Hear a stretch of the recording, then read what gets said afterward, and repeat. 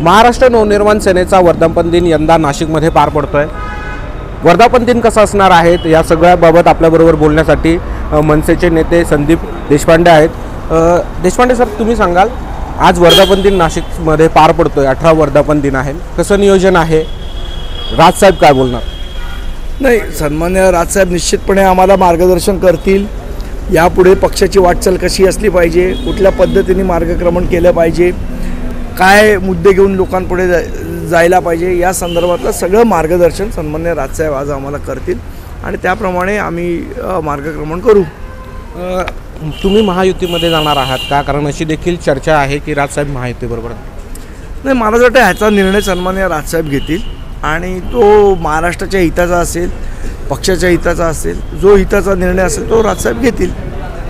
खरं तर नाशिकमध्ये बालकिल्ला म्हणून मनसेचा ओळखला जातो। याआधी देखील 3 आमदार। अमृत नोनी आर्थो प्लस, ये एक प्रूवन फॉर्मूला है। इसमें मौजूद नोनी फल के गुण और आयुर्वेदिक जड़ी बूटियां शरीर को जरूरी पोषक तत्व देने के साथ साथ हड्डियों और जोड़ों के घिसने, उनमें होने वाले सूजन और दर्द को रोकने में मदद करता है। दर्द मुक्त जीवन के लिए अमृत नोनी आर्थो प्लस। 40 नगरसेवक महानगरपालिकेला मनसेला मिळाले होते। त्यानंतर नाशिकमध्ये विकास कामं देखील झाले होते, पण मधला काळ जो बघितला तर राजसाहेब असं आहे, काही लोकांनी नाशिक जनतेला, नाशिककर जनतेला फसवण्याचं काम केलं।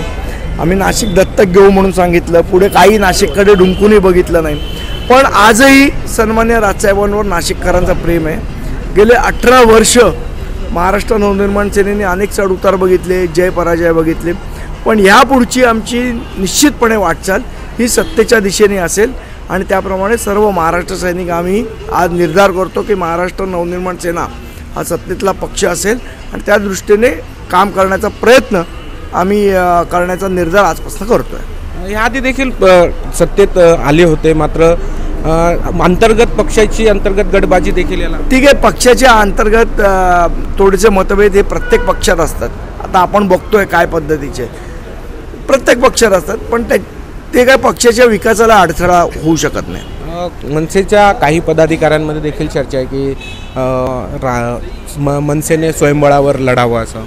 मला असं वाटतं जो जनतेच्या हिताचा निर्णय असेल, महाराष्ट्राच्या हिताचा निर्णय असेल, पक्षाच्या हिताचा निर्णय असेल, तो सन्मान्य राजसाहेब घेतील आणि तो जो आदेश देतील त्याप्रमाणे आम्ही काम करू। खरं तर आपल्याबरोबर होते संदीप देशपांडे। जो निर्णय राजसाहेब घेतील त्या पद्धतीने आपण महाराष्ट्राच्या हितासाठी जो निर्णय असेल ते राजसाहेब घेतील अशी भावना त्यांनी व्यक्त केली आहे। कॅमेरा पर्सन सोनू भिडेसह सागर गायकवाड, G24 तास, नाशिक।